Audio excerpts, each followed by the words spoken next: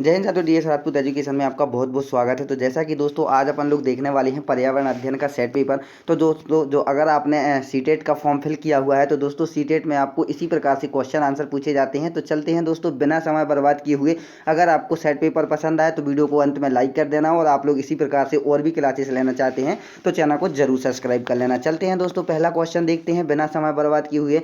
पहला क्वेश्चन है, विश्व नम भूमि दिवस कब मनाया जाता है। दोस्तों अपन लोग इसके डायरेक्ट आंसर देखेंगे तो विश्व नम भूमि दिवस जो मनाया जाता है दोस्तों वो 2 फरवरी को मनाया जाता है। इसके बाद आपका नेक्स्ट क्वेश्चन रहेगा, सीपीआर एनवायरनमेंट एजुकेशन सेंटर की स्थापना 1988 में कहाँ हुई थी। अब आपका ये 2 प्रकार से क्वेश्चन पूछा जाएगा कि सीपीआर एनवायरनमेंट एजुकेशनल सेंटर की स्थापना कौन से सन में हुई थी। तो आपका राइट आंसर दिया हुआ है 1988 में। अब आपसे पूछा जाए कि कहाँ पर हुई थी तो आपको याद रखना है मद्रास में, ठीक है। तो आपका राइट आंसर हो जाएगा पहला ही ऑप्शन, ठीक है।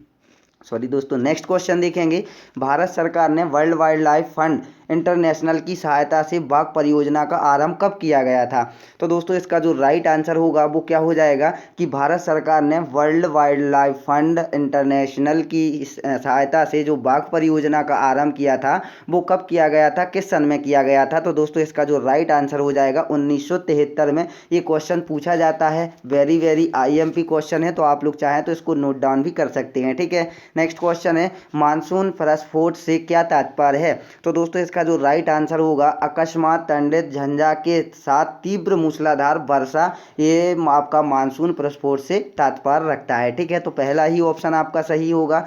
नेक्स्ट क्वेश्चन है, पंचायती राज सम्मिलित किया गया है।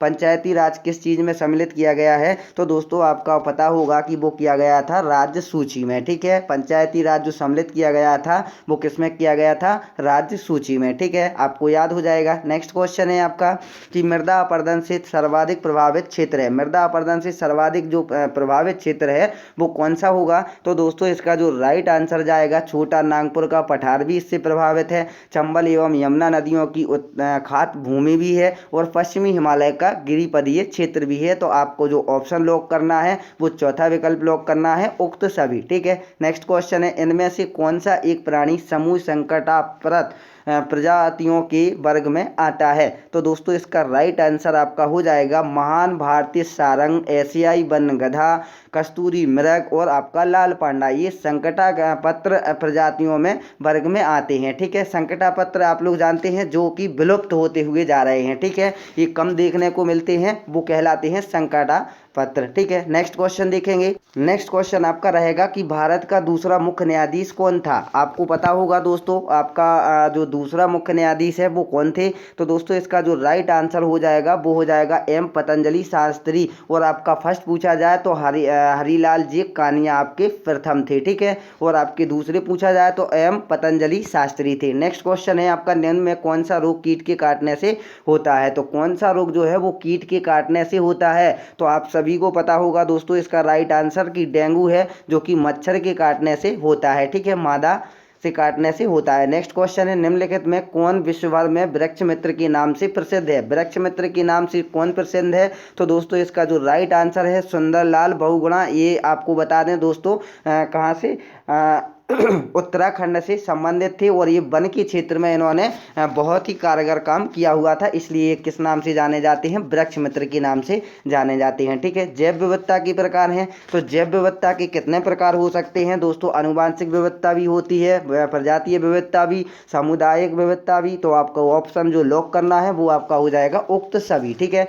दोस्तों आपको 30 क्वेश्चन बहुत ही कम समय में आपको कराने वाले हैं। आप लोग किसी भी मैराथन के चक्कर में मत पड़िएगा, क्योंकि आपका जो है अधिक से अधिक टाइम लिया जाता है, और आपको उसमें सारा का सारा आपको याद होता हुआ चला जाता है और आप लोग भूल जाते हैं। इसलिए कम समय में अधिक से अधिक क्वेश्चन करने की कोशिश करिएगा, क्योंकि आपका अंतिम समय चल रहा है, आपको एग्जाम्स की जो है डेट नज़दीक आ चुकी है। तो आप लोग इसी प्रकार से पढ़िएगा कि बहुत कम में और अधिक से अधिक आपको पढ़ने को और सीखने को मिले, वही चीज़ आप लोग पढ़ाई करिएगा, ठीक है। तो क्वेश्चन है आपका, पृथ्वी पर रेंगकर चलने वाले जीवों को क्या कहा जाता है। तो ये सभी को पता होगा, इसको कोई बताने की बात नहीं है। सरीसृप जो होते हैं वो क्या है, रेंगकर चलने वाले होते हैं। सरीसृप यानी किसको कहते हैं, सांप को भी कहते हैं। नेक्स्ट क्वेश्चन है, अति संकटाग्रस्त CR जेरडोन कार्सर भारत के किस राज्य की स्थानिक प्रजाति है।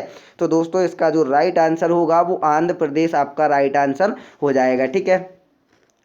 हरिके झील वन्यजीव अभयारण्य कहाँ स्थित है, आपके अभयारण्य भी पूछे जाएंगे। तो हरिके झील वन्यजीव अभयारण्य कहाँ स्थित है, तो इसका जो राइट आंसर आपको याद रखना है, ये कहाँ पर है, पंजाब राज्य में स्थित है हरिके झील वन्यजीव अभयारण्य। नेक्स्ट है कपी प्रजातियां हैं, तो कपी प्रजातियां क्या हैं, बंदर, लंगूर, गिब्बन या उक्त सभी। तो दोस्तों आपको इसका अंदाजा हो चुका होगा, कपी यानी बानर, ठीक है। तो बंदर, लंगूर और आपका गिब्बन, आपको ऑप्शन लॉक करना है उक्त सभी, ठीक है। नेक्स्ट क्वेश्चन है आपका, प्रकाश संश्लेषण की क्रिया द्वारा वातावरण के CO2 से जो कार्बन निकलकर पौधों और मिट्टी में संग्रहित हो जाता है वो कहलाता है, तो वो क्या कहलाता है दोस्तों, इसका राइट आंसर होगा ग्रीन कार्बन, ठीक है। ये हमारे लिए जो है एक खतरनाक गैस होती है, लेकिन पौधों के लिए क्या होती है, जीवनदायिनी गैस होती है, अपने लिए क्या होती है, ऑक्सीजन होती है, ठीक है। नेक्स्ट क्वेश्चन देखेंगे। नेक्स्ट क्वेश्चन है आपका, अम्ल वर्षा के लिए सबसे प्रमुख जिम्मेदार गैस है।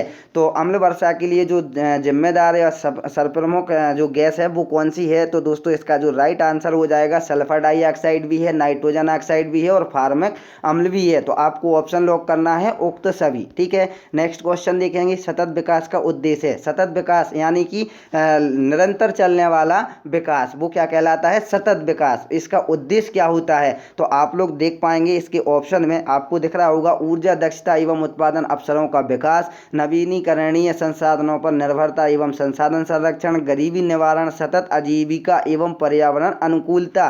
तो ये आपके ऑप्शन जो है सभी के सभी सही होंगे। जो आपको लॉक करना है वो चौथा विकल्प डी ऑप्शन उक्त सभी, ठीक है। नेक्स्ट क्वेश्चन है, धूसर क्रांति किससे संबंधित है। तो धूसर क्रांति किससे संबंधित है, ये क्वेश्चन पूछे जाते हैं, तो आपको याद रखना है धूसर क्रांति अगर आपसे पूछा जाए तो उर्वरक उपभोग वृद्धि के लिए धूसर क्रांति संबंधित है, ठीक है। पहला ही विकल्प आपका राइट आंसर हो जाएगा। इसके बाद नेक्स्ट क्वेश्चन देखेंगे, जैविक कृषि के अवयव हैं।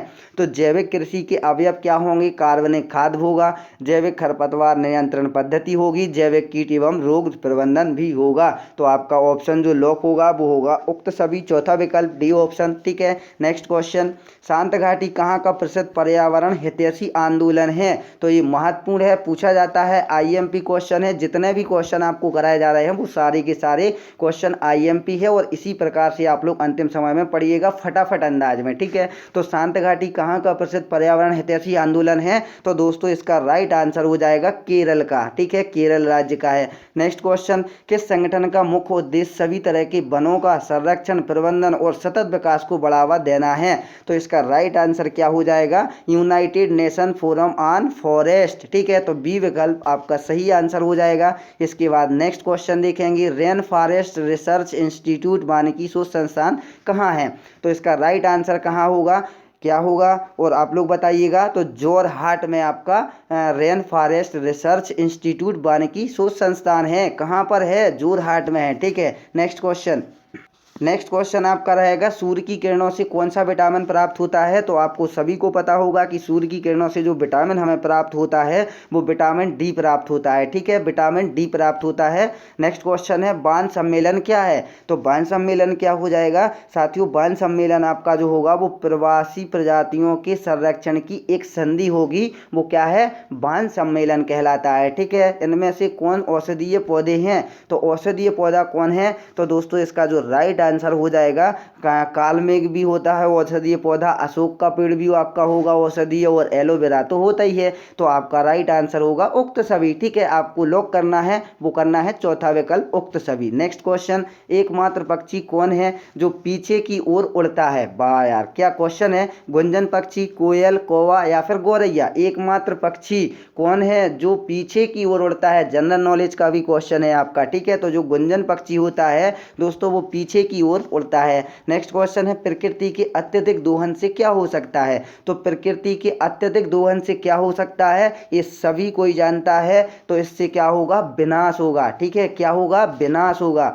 नेक्स्ट क्वेश्चन, भारत का अधिक प्रदूषित क्षेत्र है। तो भारत का अधिक प्रदूषित क्षेत्र जो है वो कौन सा है, तो वो हो जाएगा कोरबा भी है, वापी भी है, अंकलेश्वर भी है। तो आपका ऑप्शन लॉक होगा वो उक्त सभी ऑप्शन लॉक होगा, चौथा विकल्प। आज का लास्ट क्वेश्चन दोस्तों, 10 मिनट भी नहीं हुआ है और आपके 30 क्वेश्चन कंप्लीट हो चुके हैं। सेलेनियम से मानव का कौन सा अंग प्रभावित होता है? तो इसका राइट आंसर क्या हो जाएगा? वो नाखूनों का भंगुर और बालों की क्षति। आपका ए और बी दोनों ऑप्शन सही हो जाएंगे। तो आई होप आप लोगों को ये सेट पेपर पसंद आया होगा। पसंद आया है तो अब आपकी बारी है, हमारा काम खत्म। आपको वीडियो को लाइक करना है और चैनल को सब्सक्राइब नहीं किया है तो चैनल को सब्सक्राइब करके जरूर जाना है। Next question, next set paper आपको जरूर देखना है, इसलिए आप लोग चैनल को सब्सक्राइब करके रखिएगा और बेल आइकन की घंटी को ऑल पर टच जरूर कर लीजिएगा।